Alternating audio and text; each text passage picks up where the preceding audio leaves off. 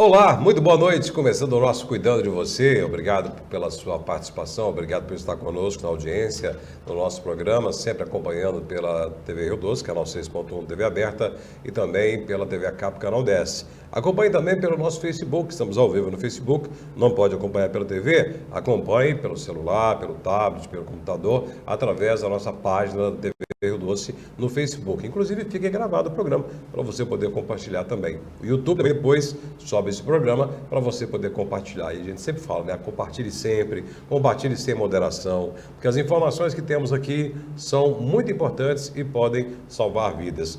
Mais do que nunca, o programa de hoje vai falar sobre salvar vidas. Hoje, durante esse mês de setembro, nós temos o Setembro Verde, que é um mês importante de conscientização sobre a doação de órgãos. E para falar sobre esse tema, nós estamos recebendo aqui o Dr. Fabrício Portilho Silva Magalhães, ele é coordenador da Organização da Procura de Órgãos no Leste de Minas, do MG Transplantes. Dr. Fabrício, muito obrigado pela sua participação. Eu que agradeço, Márcio, é um prazer estar aqui com você, é um prazer sempre difundir essa ideia do transplante.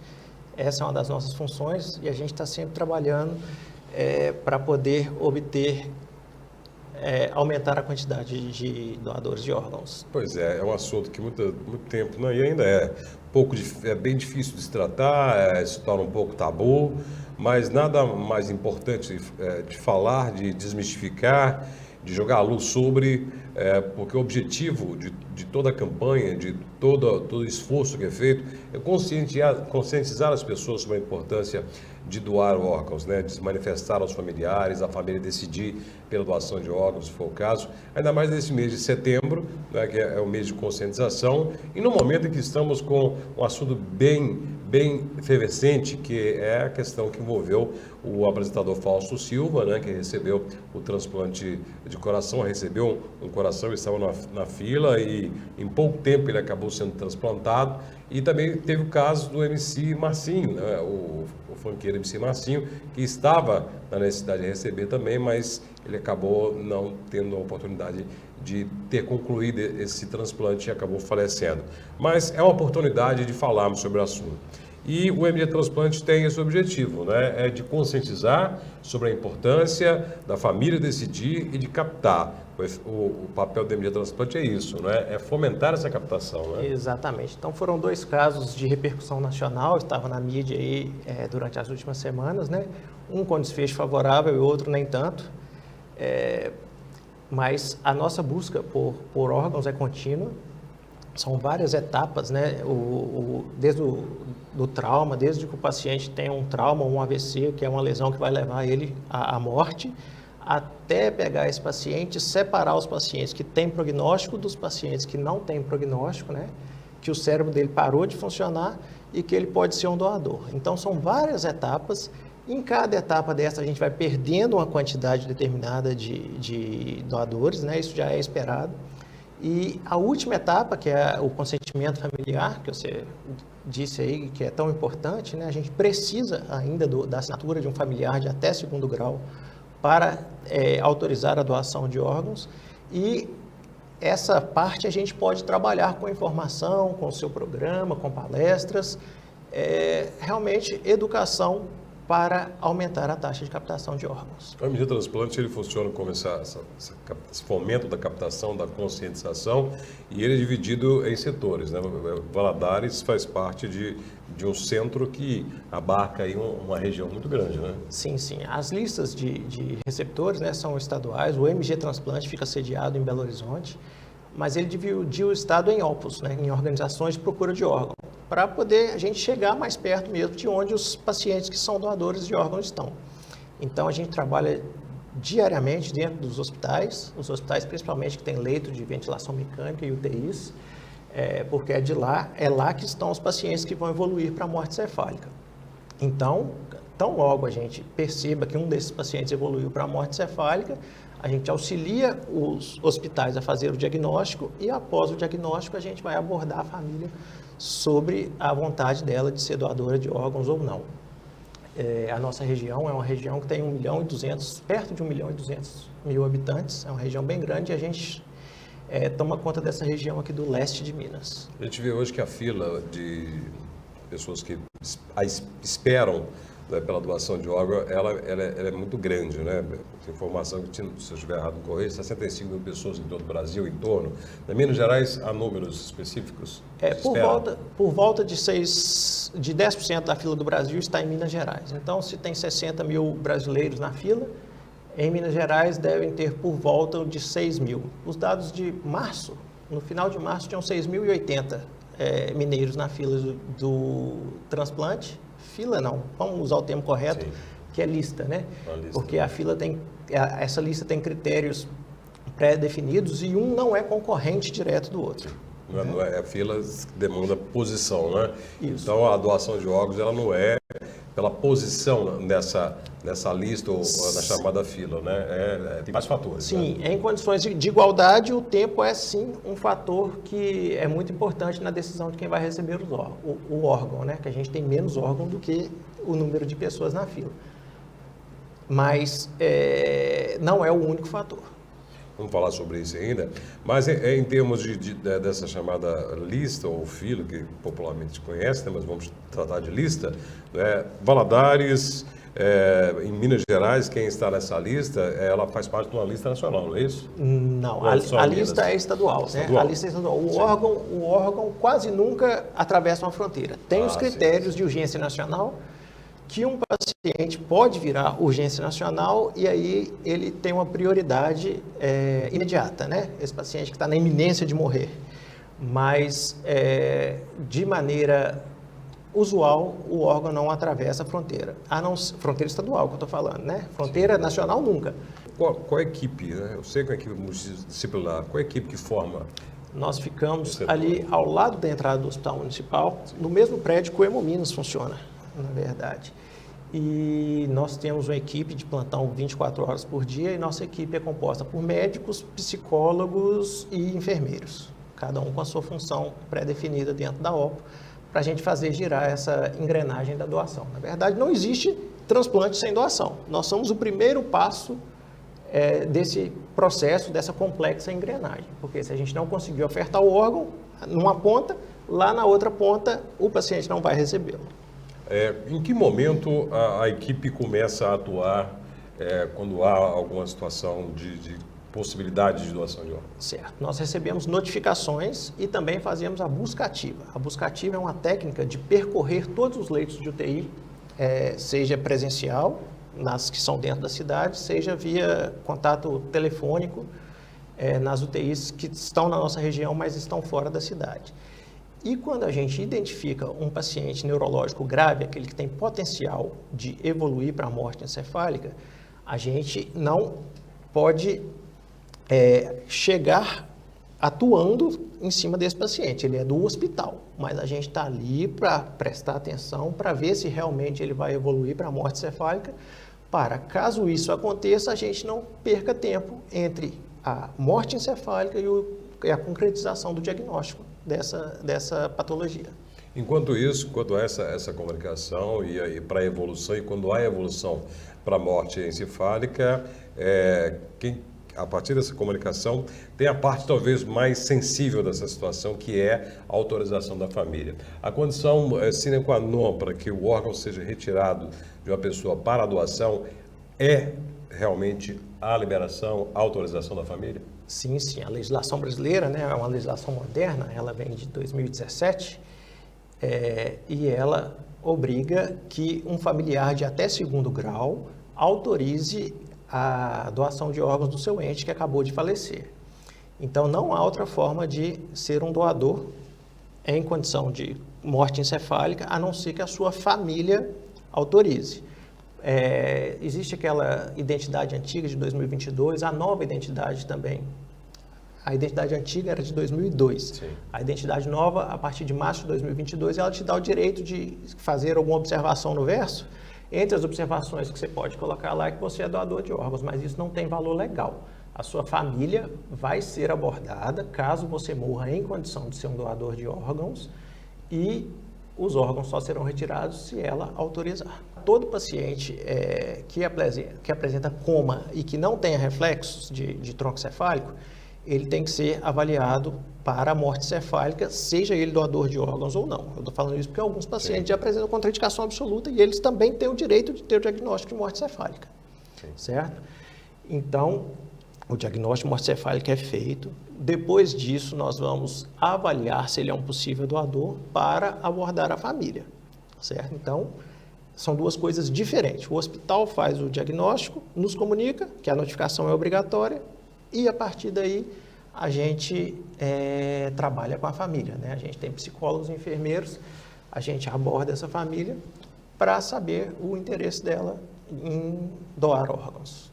Então, após a autorização da doação, a gente ainda tem que avaliar o paciente com sorologias. Eu preciso saber se ele tem uma doença infecto-contagiosa que pode ser transmitida para um possível receptor. Eu preciso de fazer testes do Covid agora, de 2020 para cá, e isso demanda tempo, né? Então, depois que eu tenho todos esses testes que vão começar a ser feitos após a autorização da família, eu vou chegar à conclusão se esse paciente, que a família é doadora, se ele é um doador efetivo ou não.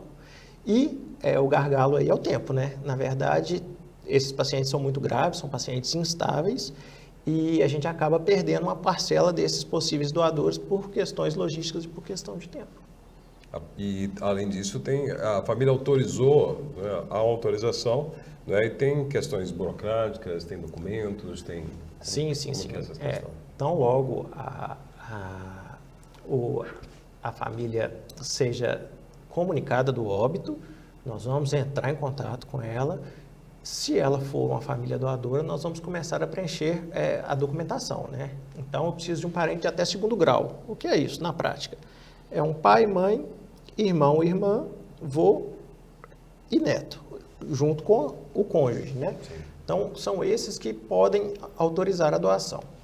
Então, sempre na presença de 2 testemunhas, a gente vai colher documentação, tirar as cópias, explicar como é o processo e preencher toda a documentação para daí eu comunicar às equipes transplantadoras que estão lá em Belo Horizonte, que tem um paciente na fila, que eu tenho uma doação autorizada e que eles podem começar a se preparar porque provavelmente vai ter captação. Pois é, hoje estamos conversando com o Fernando Portilho Silva Magalhães, coordenador de organização de procura de órgãos do Leste de Minas, do MD Transplante. Estamos falando sobre doação de órgãos. Mês de setembro é o mês de conscientização sobre a importância da doação de órgãos, dessa decisão nossa enquanto estamos vivos, e comunicar à família: olha, eu gostaria de ser, Márcio Farias, eu sempre digo à minha família, eu gostaria de, se puder, né, que meus órgãos sejam doados, gostaria em vida de manifestar essa vontade. Então, a família, sabendo isso, na hora de tomar essa decisão, na hora em que houver, caso haja, né, essa morte encefálica, talvez essa decisão seja menos sofrida, menos dramática para a família. Então, é importante em vida se manifestar. E hoje estamos recebendo aqui o Dr. Fabrício Portilho Silva Magalhães, que é do MD Transplante, da coordenação da organização da procura de órgãos aqui do Leste de Minas. Falando sobre esse tema. A gente falou no bloco passado sobre a questão dessa conscientização e sobre tempo, né? Tempo é algo importantíssimo quando se fala em doação de órgãos, porque a captação é feita aqui, muitas das vezes, ou em algum município aqui que tem a infraestrutura, mas o transplante não é feito aqui, não é? O transplante, os pacientes da nossa região estão na lista de espera das equipes transplantadoras da capital. Até pouco tempo atrás, os rins eram transplantados no Vale do Aço, mas por motivos que não é da nossa vontade, esse transplante de rim em Ipatinga está suspenso temporariamente. Então, esses órgãos têm que ser captados, transportados até Belo Horizonte para que a cirurgia de implante ocorra. Aqui em Valadares temos o transplante de... Somente córnea. Somente córnea, não é aqui em Valadares. Isso, aqui a gente faz captação das córneas, né? As córneas são captadas de uma maneira um pouco diferente, o paciente já pode ter apresentado parada cardíaca, então todos os óbitos também são avaliados, o prontuário desses pacientes em óbito são avaliados em até 6 horas, e as famílias dos pacientes que não têm contraindicação à doação de córnea são abordadas também.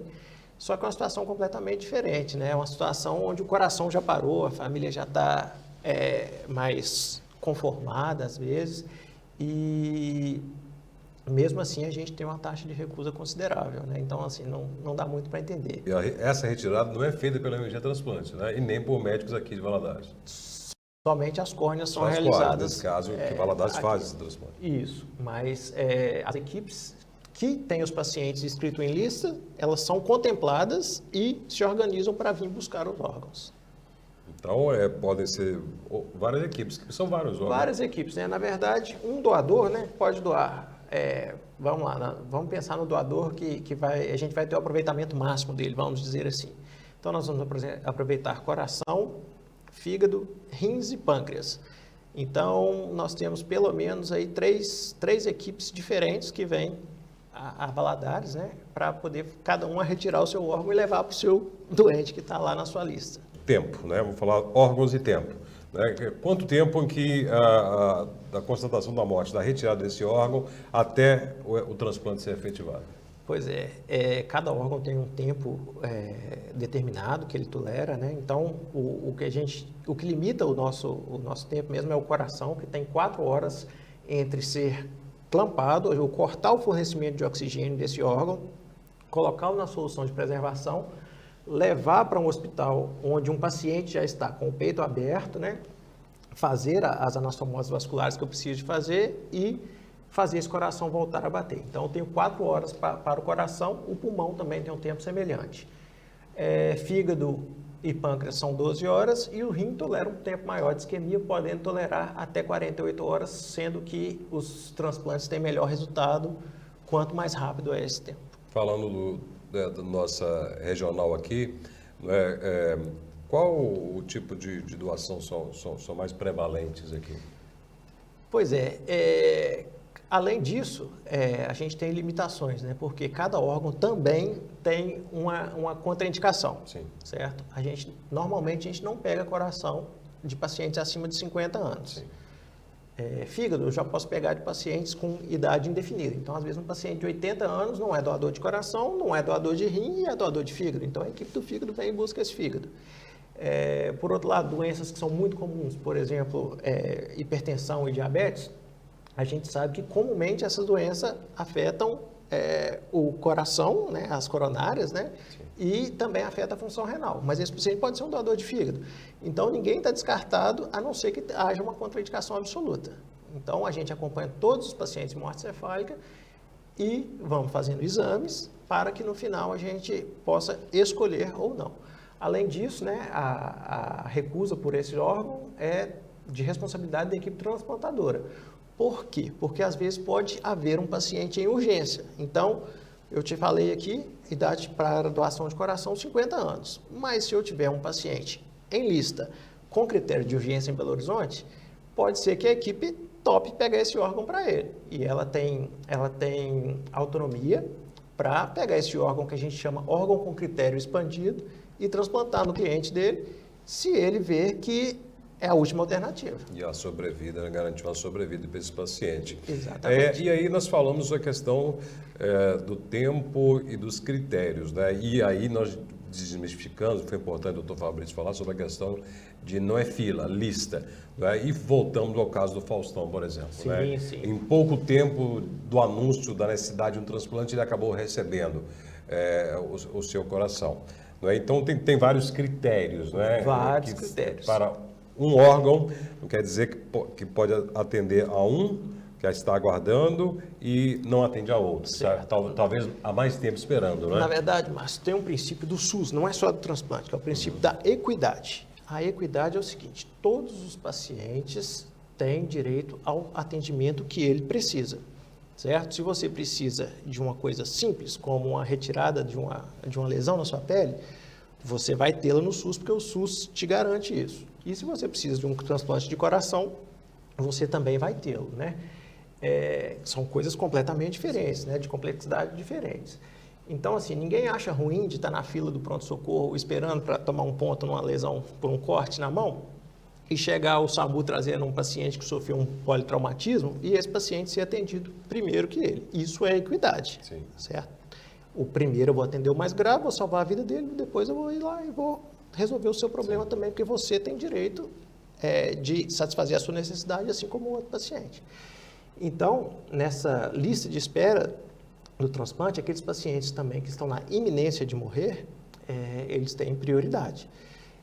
O caso clínico do Faustão eu não conheço, mas parece, e o Ministério da Saúde emitiu nota, falando que ele estava em uso de drogas para manter a contração cardíaca. Esse é um dos critérios de gravidade. Na verdade, falando em transplante cardíaco, são 3 critérios que você passa na frente dessa lista. Sim. Na verdade, seria o uso de dispositivos de assistência mecânica ao coração, que é o caso do MC Marcinho, que não conseguiu receber o órgão, arritmias sem controle e necessidade de uso de inotrópicos, que são drogas que são usadas para aumentar a força de contração do coração, sendo que se você estiver usando um inotrópico na veia, estiver internado em UTI, usando esse tipo de droga, você vai ser uma prioridade também. No caso do Fausto Silva, né? Isso. E outra questão também, que ajudou, né, para que o Fausto Silva tenha tido sucesso na recepção desse órgão, foi que ele é do grupo sanguíneo B. E, por coincidência, na lista de São Paulo, tinham somente 12 pacientes com o grupo sanguíneo B.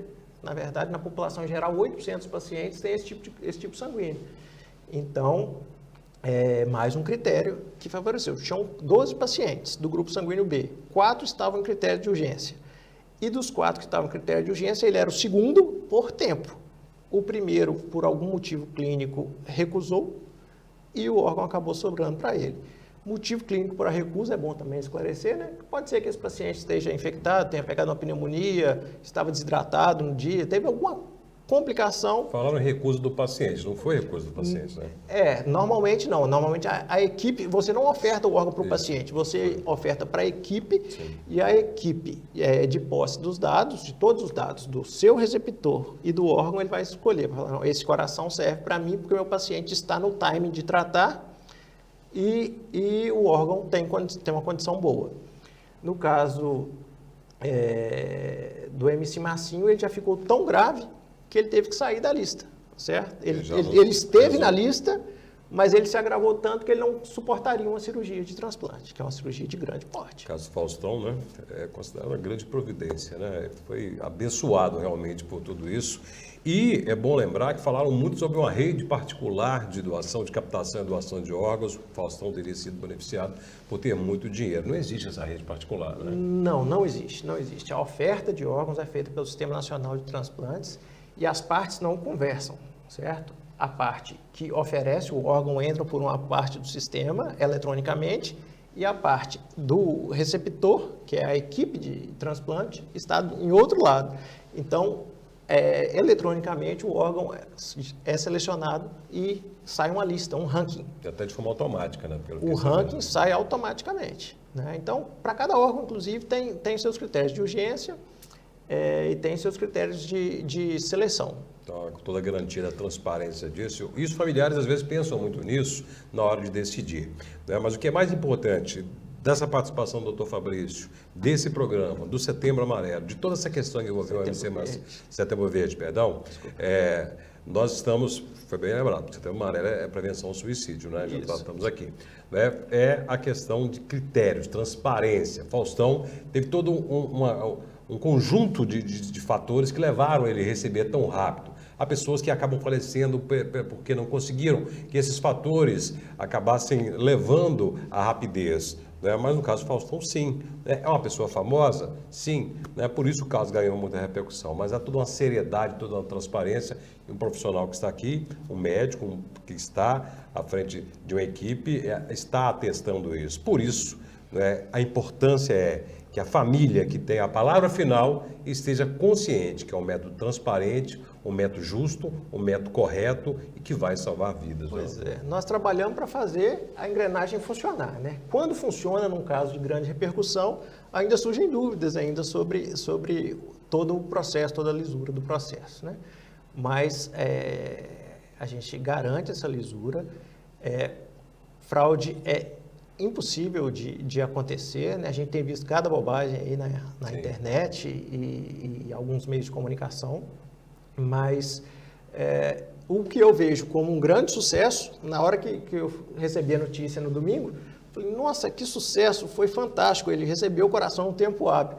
Aí, de repente, parece que as notícias viraram e começaram a transformar isso numa situação não tão boa. Na verdade, foi o sucesso do Sistema Nacional de Transplante. Como você mesmo e sua equipe deve testemunhar várias e várias vezes sucesso com pessoas que não são conhecidas, são anônimas, né? Desprovidas de recursos, às vezes, que recebem, e a felicidade de vocês é muito grande, né? E a felicidade nossa é a mesma. Importantíssima entrevista. E você que acompanhou o nosso programa, tomara que algumas ideias, alguns tipos de pensamentos, de tabus tenham sido quebrados, que você reflita mais sobre isso, em vida manifeste o desejo, né? E em caso de você estar nessa necessidade de autorizar ou não, né? Diga sim, né?